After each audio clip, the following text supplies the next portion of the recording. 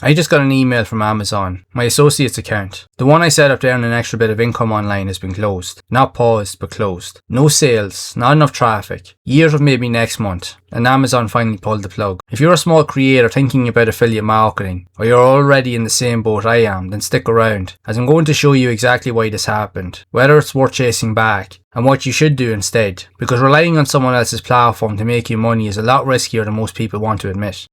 To give you more clarification on the email, here it is so that you can see it for yourself. It may sound like a bad thing, but there are pros and cons to it, so let me explain. But you could say that's it. You have to look at the policy. You have to make a minimum of 3 sales within a 6-month period, and if you don't hit that, you're out. And it's nothing personal. It's not Amazon punishing me for anything I did wrong, because essentially I didn't do anything wrong. It's just a blanket rule. No sales in 180 days. It just means your account is closed and no warning shot. They do say that I can reapply at any time, and they recommend waiting until my site has consistent traffic. You could say a translation to that is come back when you actually have a big enough audience to make the money too. Which, to be fair, I think that's the way you have to look at it. But let's talk numbers really, because this is where most small creators get it wrong, and I have as well. 3 sales in 180 days does sound easy, but it's really not. If your views are low, Amazon's average affiliate conversion rate across most niches sits well under 1%. So if you're only getting a few hundred views a video, you need some serious click-through rates and serious luck to land even 1 sale, let alone 3. And here's the part that nobody really tells you, among all the videos you see on YouTube. If you happen to fail the bar more than twice, reinstatements will get even harder, and Amazon will start treating your account as a repeat low performer or offender. So my honest take is if your channel isn't pulling in a few thousand views a month per video yet, then don't waste your time reapplying or even applying for it outright right now. It's not a rejection of the platform, it's just math. Chasing 3 sales on an audience that isn't there yet, or is even warmed up, or really knows nothing about you, or isn't even engaged, more to the point. That time is literally better spent somewhere else. The real question here isn't how do I get my Amazon account back? It's why am I depending on a program that can shut me out with 0 warning in the first place?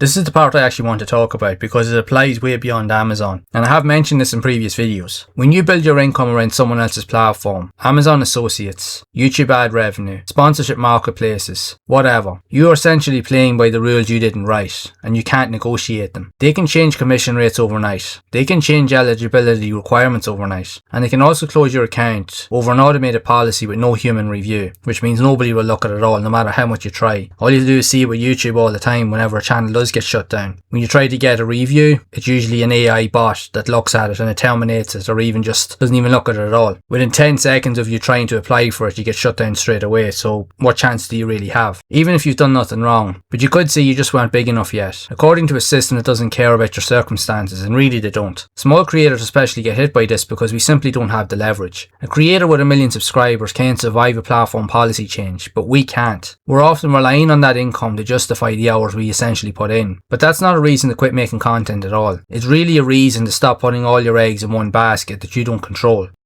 So what should you do instead of just chasing Amazon? I provided a few options that might actually make sense for some small creators. The first one, you could try other affiliate networks like Awin, ShareASale, Impact. These networks host a ton of the same retailers you'd want anyway. If you're into gaming or camera gear like I am, plenty of retro game retailers or camera brands run programs directly through these networks. The key difference, no minimum sales requirement to stay active. You can have a slow month, a slow year even, and your account doesn't just vanish. That alone makes them a better fit for growing your channel. However, a lot of these platforms are quite strict with the entry level requirements that are needed just to get into the program, because your account will usually go under some form of review. If you get accepted, then all is well. If not, then you just have to try again later. But you won't always be guaranteed to get in the first time, because you will be asked to share your social media channel, so they will actually have a look at it to see if there is any potential there. If they, like Amazon, think it's too low, there's a chance they might not accept you as well. Again, it's not a guarantee, but it is an additional alternative. The second one would be to wait on Amazon, not essentially to chase it, but wait until your views actually grow and you've built a proper audience to go along with it. We're talking about a few thousand views per month consistently, and if your subscriber count grows and you gain more visibility, then your Amazon account can become viable again. You can revisit it at a later stage, but not right now. It's not worth the time, it really isn't. The third point would be to build your own digital product, and this is the one I'd actually push the hardest on. You can create a guide, a preset pack, a template, a mini course, anything that you own outright. Use your own skills and knowledge to create these assets, and then you can build your own website to place and house these formats. as no platform can shut it down, change the commission, or reject your application. You can set the price, you keep your audience and relationship, and you're not the one waiting on someone else's approval process to make money from your own work. It is more of an upfront effort than slapping an affiliate link in a description, but it's the only option on this list where you're not renting your income from somebody else. You should also be building an email list behind the scenes, so when you do have something to offer, you can directly contact those who are most interested. This will be an asset that also cannot be taken away from you, so bear that in mind when you're building your empire.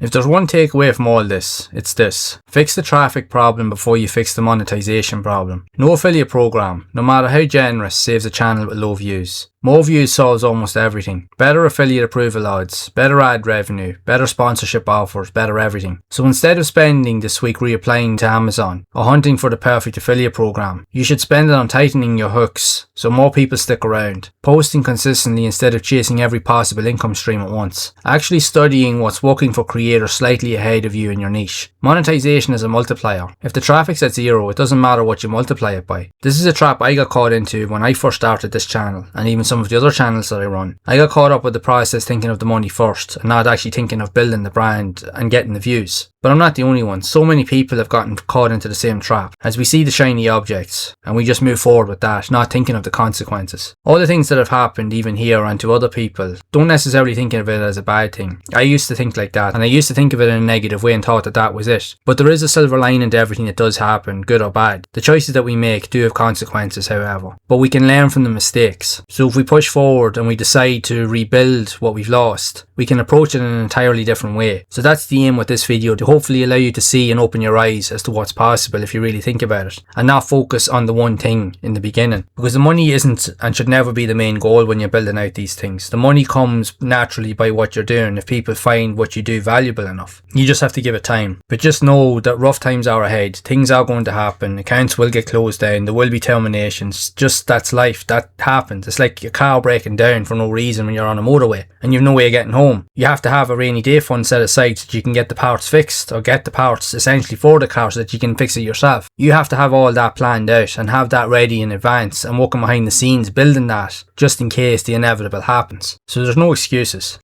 So that's where I'm currently at. The Amazon Associates account is closed, but no hard feelings really. I kind of knew it was coming anyway, because when you weren't getting many views, it was going to happen. Like I said, it wasn't a matter of if, it was a matter of when. So moving on to networks that don't punish small creators for being small, and putting real energy into building something that I can actually own. That's the plan moving forward, and I think you should do the same. So if you're dealing with the same thing as me, then be sure to share your stories then in the comments below, as I want to know what's actually working for small creators right now. And if this video was useful to you in any way, then be sure to like, hype and subscribe, as I plan to create more videos like this to help small creators to really see beyond the smoke, that there are other ways to build an income online, that you're not always having to rely on other platforms, that you can take control of your own path if you know where to look. But if you want more help with these ideas and concepts, then I've created this playlist here that might be worth checking out.